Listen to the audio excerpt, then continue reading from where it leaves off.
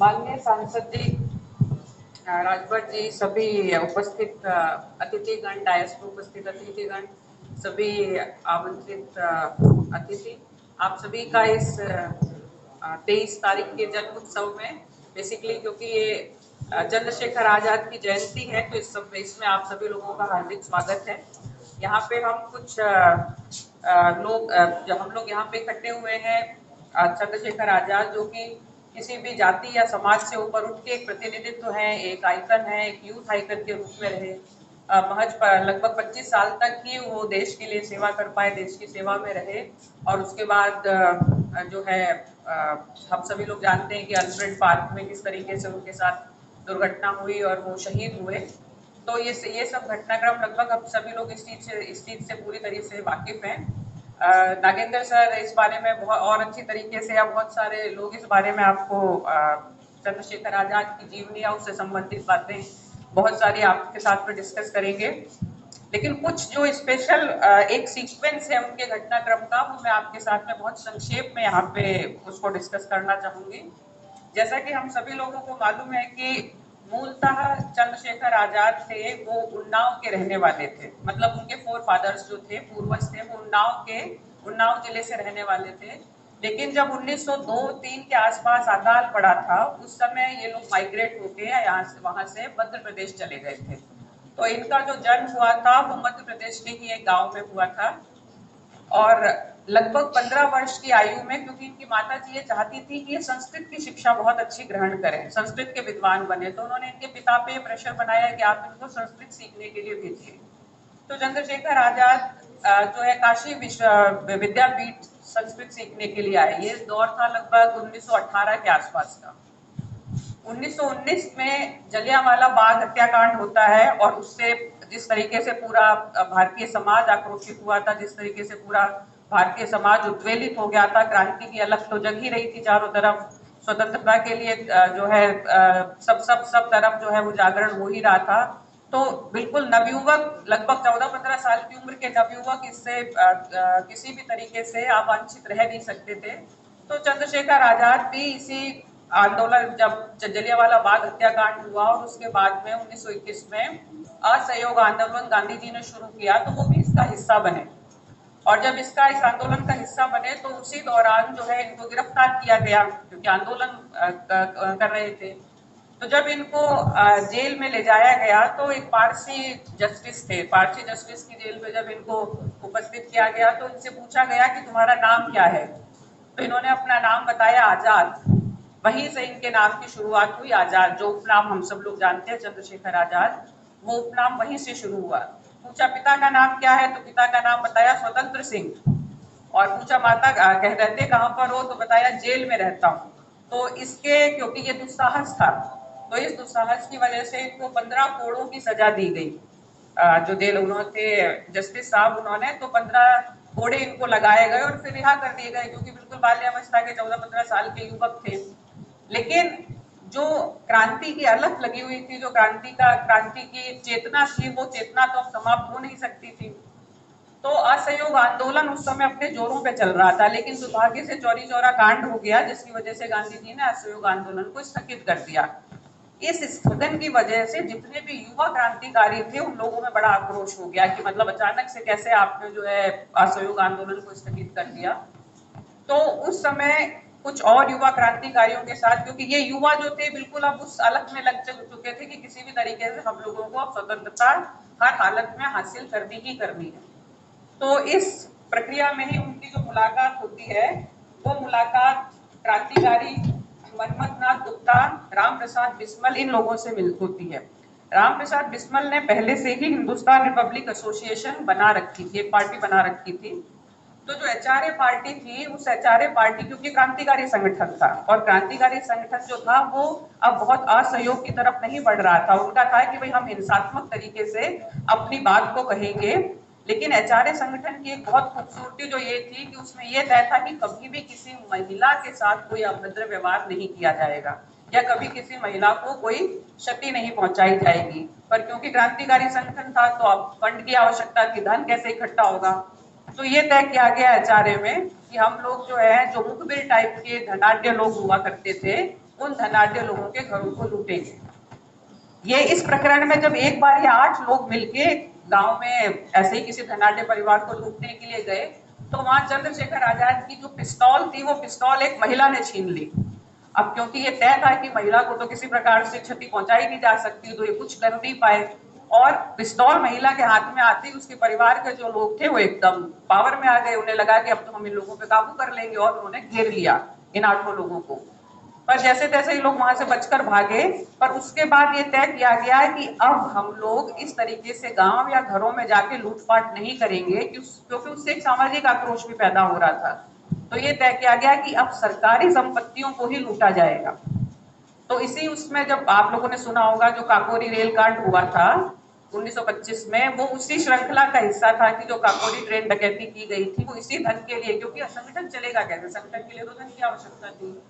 तो 1925 में इन लोगों ने काकोरी रेल कांड किया। लेकिन अब क्योंकि ये सरकार के मुंह पे, जो ब्रिटिश हुकूमत थी उसके मुंह पे बहुत बड़ा तमाचा था, तो सरकार एकदम बुरी तरह से बौखला गई और सर्च अभियान चलाया गया। कुछ इतिहासकार इस बारे में ऐसा लिखते हैं कि चंद्रशेखर आजाद और इनके संगठन को, इन लोगों को पहचानने के लिए लगभग 700 मुलाजिम रखे गए थे, ऐसा कुछ इतिहासकारों ने लिखा है। तो कुछ पकड़े भी गए उसमें, जब सरकार ने इतना सघन अभियान चलाया 1925 के बाद में, और लगभग 4 लोगों को फांसी की सजा दी गई और 16 लोग जो थे उनको उम्र कैद की सजा दे दी गई।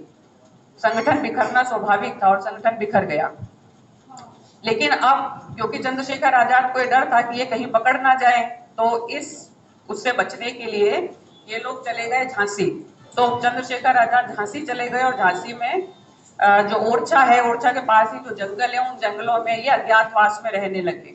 चंद्रशेखर आजाद का क्योंकि बचपन का जो समय था वो बिहार उसमें मध्य प्रदेश में बीता था, तो वो बहुत अच्छी तरीके से तीर चलाना जानते थे, क्योंकि जिस उसमें ग्राम क्षेत्र में वो रहा करते थे वहां पे भील समुदाय आसपास बहुत था। तो इस वजह से इनको तीर चलाना बहुत अच्छा आता था, यानी कि निशानेबाजी में बड़े पारंगत थे। तो ओरछा के जंगलों में ही इन्होंने ये जो है पिस्तौल चलाने की ट्रेनिंग अपने साथियों को देनी शुरू कर दी। तो एक तरीके से ओरछा जो था वो इन लोगों के लिए कर्म क्षेत्र बन गया, जहाँ पे ये लोग जो है वो सिखाया करते थे। यहाँ पे चंद्रशेखर ने अपना नाम जो है वो हरिशंकर ब्रह्मचारी के नाम से, ये छद्म नाम से, एक जो बहुत नाम होता है, उस छद्म नाम से ये रहा करते थे। और गांव के बच्चों को, क्योंकि संस्कृत पढ़े हुए थे, तो गांव के जो बच्चे थे उन बच्चों को पढ़ाया भी करते थे। तो बहुत पॉपुलर थे गांव में कि भाई कोई ब्रह्मचारी है जो पढ़ाता भी है बच्चों को और शिक्षा भी दे रहा है, और साथ साथ वो गुप्त रूप से अपनी क्रांतिकारी गतिविधियां भी चला रहे थे। इसी बीच में एक और घटनाक्रम हो जाता है, लाला लाजपत राय वाला घटनाक्रम। लाला लाजपत राय की मृत्यु हो जाती है, जो अटैक होता है उनके ऊपर। अब क्योंकि उसका बदला लेना था, तो उसका बदला लेने के लिए जब चंद्रशेखर आजाद, भगत सिंह ये लोग लाहौर गए उस हत्याकांड का बदला लेने के लिए, तो उस हत्याकांड के बदले जब गोली चलाई गई, तो जो डिप्टी सुप्रीडेंट थे सैंडर्स, गोली बेसिकली उनको लगी।